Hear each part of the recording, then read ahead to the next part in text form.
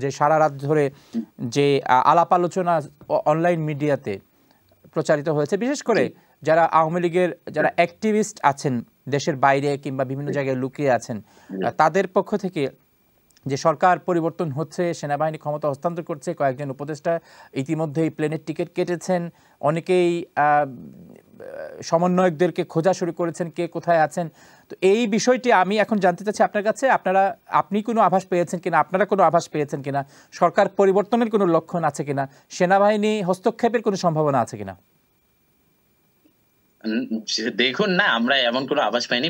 আমরা দেখুন আমাদের যাদেরকে নিয়ে কথা হচ্ছে উপদেষ্টা ওইখানে গেছে, আসলে আমরা এমনও রয়েছে যে আমাদের অনেক ছাত্র প্রতিনিধির পকেটে টাকা নেই, ঢাকা থেকে ঢাকার বাইরে যাওয়ার মতো সেই পরিস্থিতি নেই।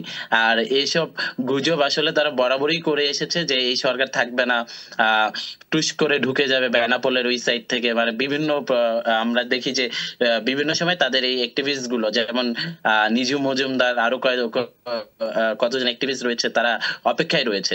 তবে যেখানে ছাত্র জনতা ম্যান্ডেট দিয়েছে সেখানে আসলে আমরা কোনো আভাস পাইনি এখন পর্যন্ত।